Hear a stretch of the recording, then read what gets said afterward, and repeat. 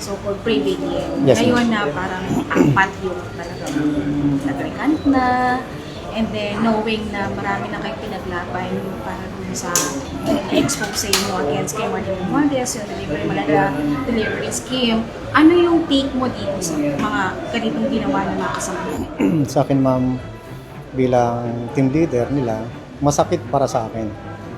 Kasi unang-una, since nung lumabas kami, talagang napag-usapan namin, ma'am, na kahit anong mangyari, walang kakalas. Kasi lahat ng mga binitawan namin o lahat ng mga pinahayag namin ay totoo lamang. Itong inilabas namin, laban ito para sa bayan. And alam nyo from the start, na malalaking tao talaga yung hilipain ng mga expose. Yes, ma'am, alam namin yan. Kaya nga sabi nga namin, kahit gaano kalaki o gaano katibay itong mga taong binabangga namin, kailangan natin banggahin to. Kasi kung hindi natin isuwalat to, walang mangyayari sa bayan natin. Ngayon, sir, anong nararamdaman mo kung sa apat na talaga? Siyempre, ang consequence niya, papalitan sila ng ombudsman. Kasi nga, meron silang sworn affidavit doon sa Office of the Ombudsman, revealing. Ako, ma'am, naaawa ako sa kanila. Kasi unang-una, although na nabigyan sila ng promesa na tatanggalin yung kaso, pero hindi nila inisip yung ginawa naming affidavit na voluntary kami nagbigay ng affidavit sa ombudsman ng individual affidavit na pumirma kami mismo sa harapan ng mga 8 abogado doon.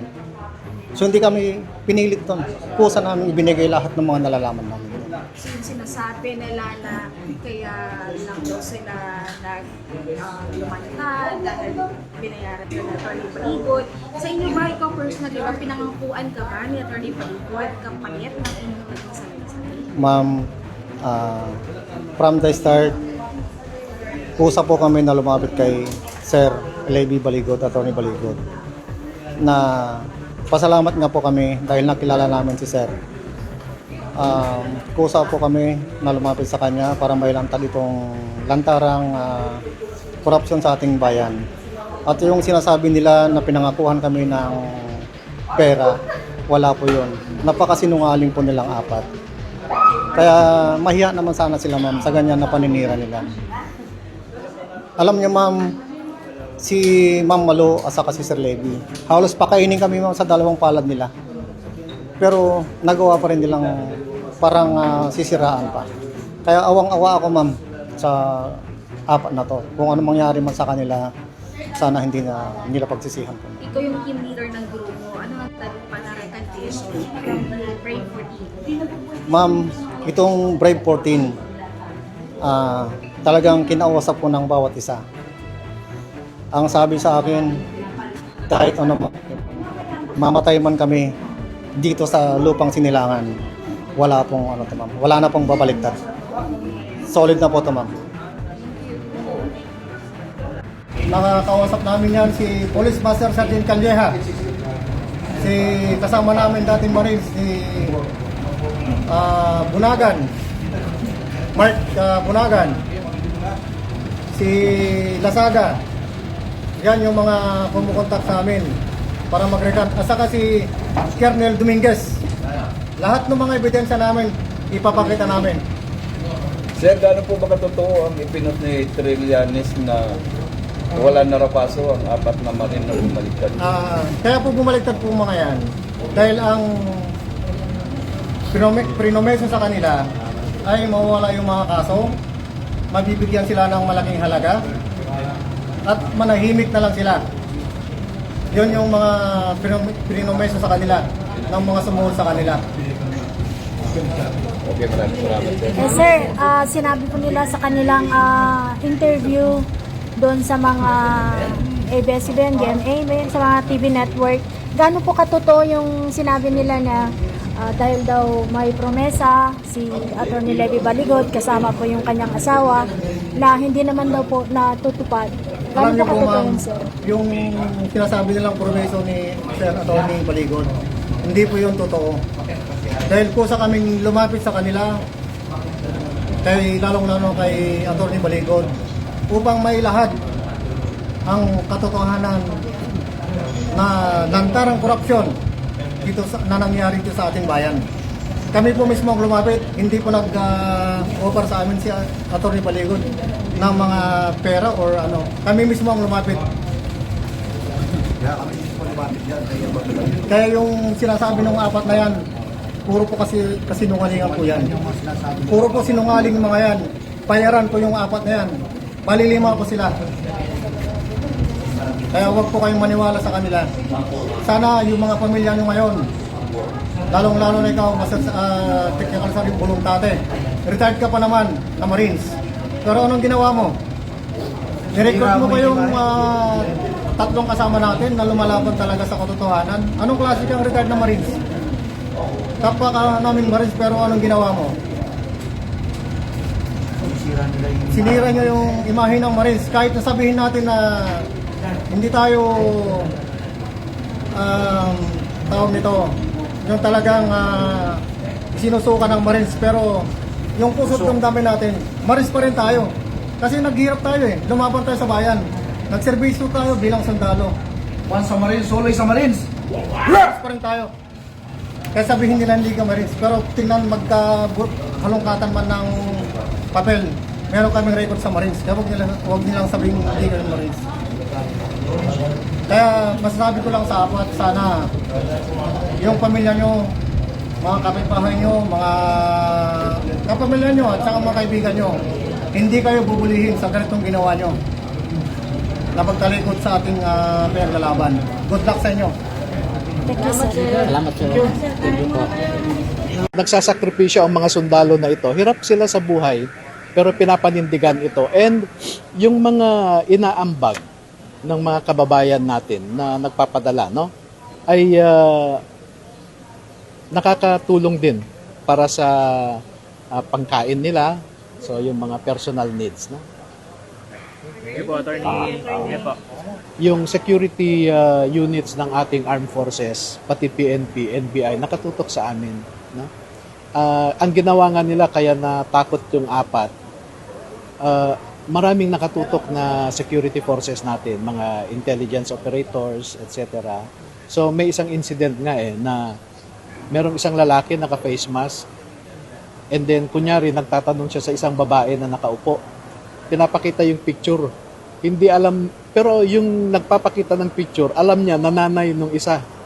So, kilala mo ba ito? Itong tao na ito? So, natakot yung nanay, tumahimik. And then umakyat, sinabi sa anak niya, may naghahanap sa'yo, naka-face mask. Binaba nung isa sa kanila, pagtingin, umalis na yung lalaki. So, yung mga ganong instances, no? Minsan, may barangay captain, ayun, pumunta kay Tube. So sabi, Tube, may pumunta sa akin na naghahanap sa'yo. Hindi ko kilala kung sino, pero hinahanap ka. So mga ganong, and it happened for several months. No? And then you couple threats with a promise of comfort like withdrawal of the complaints, plus financial consideration. The combination of those are very tempting for someone who somehow have weakened stance, no, sa kanyang pinaglalaban. Pero anong comment mo doon sa sinabi ng ombudsman na that's what yung Romualdez yung behind doon sa recommendation? Well, yun ang conclusion or suspicion ni ombudsman, no, na ang sabi niya, kung sino yung nag-benefit sa recantation, sila yung nasa likod nito. And I think I subscribe to that suspicion, no? And hindi naman siguro si Speaker Martin lang ang nakinabang dito. Kasi may mga iba na I know are cooperating to convince may mga pinipili silang tao para mag-withdraw, no? So marami sila, hindi lang naman si Speaker. Tapos attorney, nabanggit po yung ombudsman yung na parang ipatatawag kayo ng office of ombudsman regarding sa allegation ng Yes, actually the purpose of the invitation was for me to share with them what really happened. And I had a punctuated meeting with the ombudsman lawyers yesterday because I was informed na pinoposasan na itong mga sundalo kahapon. So mga 5 minutes lang ako doon. very early stage of the meeting, but I had to ask leave para makapunta dito, no? But if you notice the public announcement of the Ombudsman yesterday, sinabi niya, the lawyers, strategists, and advisors of people who are facing cases before the Office of the Ombudsman may be guilty of obstruction of justice dahil sa effort nila na mag-recant ang mga ito, no? Alam nyo, sabi nga niya, it is a desperate move because recantation is not favored by courts. So why even bother to ask these people to recant when the evidentiary value of the recantation later on will be of less weight than it would have been had they not recant, no? So, sabi nga niya, desperate. And I think there is, sa Tagalog ay tuliro kung paano nila harapin itong mga reklamo na ito. Like sa Senate, for example, Blue Ribbon Committee, ayaw nilang mag-investigate. Kasi tuliro sila how to respond with the allegations of this former Zaldico security personnel who, according to the assessment of the ombudsman lawyers, have personal knowledge of what happened because they were there. They had the reason to be there because they were security personnel of Zaldico. And what they saw were not hearsay, but they perceived what they saw through their own senses. No? Kaya ang sabi nga ng ombudsman sa kanila ay credible. Oh. And that is also one source of confusion for us because the ombudsman is saying they are credible and yet the National Prosecution Service are saying they are lying. And this is the situation where the Supreme Court in several cases had forewarned already that once a co-equal body already took jurisdiction of an issue, the other co-equal bodies should refrain already.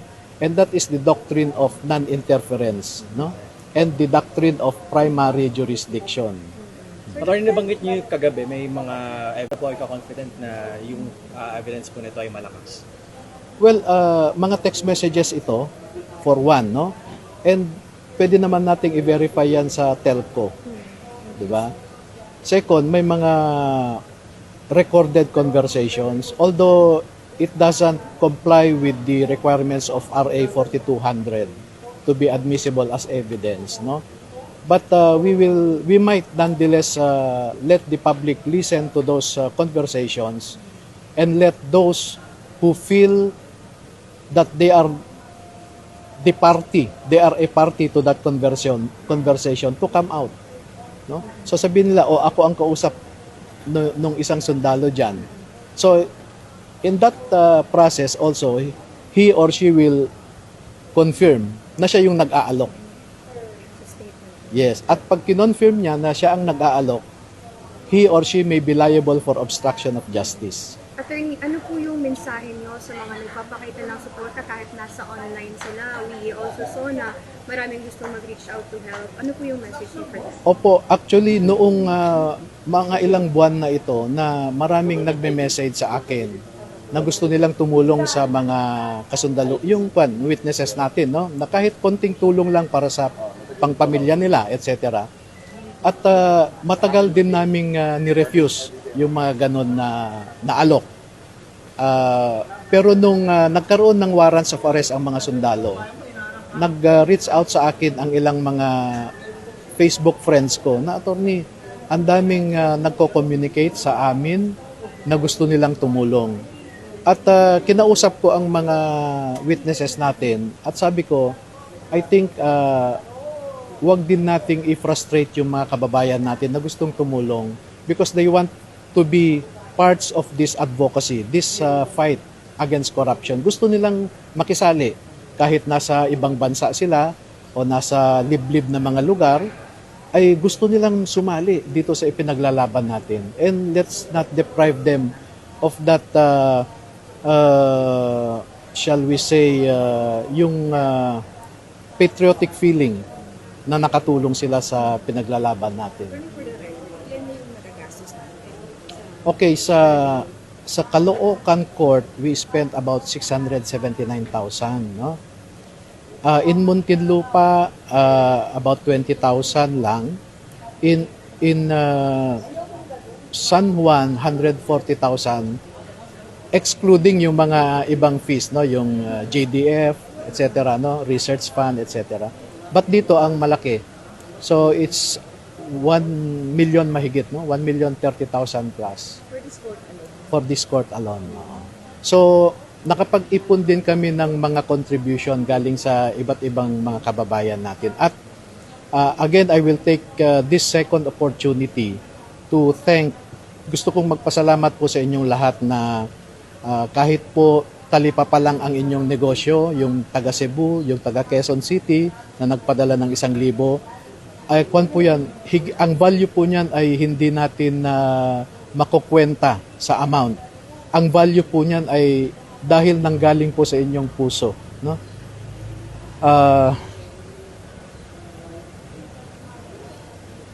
Maraming salamat po, no, sa inyong lahat. Yung mga kababayan natin na nasa ibang bansa na ipapadala sana ninyo yan sa inyong mga pamilya na nandito sa Pilipinas, na kaya kayo nag-abroad ay para maiangat din ang buhay ng inyong pamilya. Bagkus, ibinigay nyo pa para sa tulong sa mga sundalo natin, no? So maraming salamat po. We will never ever repay you for your kindness and for your support and for your love of our country. Attorney, ano po yung reaction nyo na sinasabi po ng iba na kaya daw po nag-recant yung 4 dahil nga daw po nakulo yung nagpa-finance doon sa 18? Ito, number 1, yan yung ginamit nilang panakot, no? At isusunod din daw akong makukulong. Pero pangalawa, yung allegation nila ngayon na Mike Defensor is financing refutes their own allegation kasi nasa kulungan siya. So, paano siya makapagbigay ng financial support sa amin? Nasa kulungan nga siya, eh, no? So, there is time really for truth to really come out. So, yung allegation po nila na nag-finance, pati si Marcoleta ay sinabit nila, where na-meet ko lang si Senator Marcoleta nung nag-invite sila ng Blue Ribbon hearing, no? Hindi ko yan naman personally kilala. So, paano yan magbibigay ng pera sa amin? So, actually, nagsasakripisyo ang mga sundalo na ito. Hirap sila sa buhay, pero pinapanindigan ito. And yung mga inaambag ng mga kababayan natin na nagpapadala, no, ay nakakatulong din para sa pangkain nila. So, yung mga personal needs, no? Sige po, attorney. Sige po.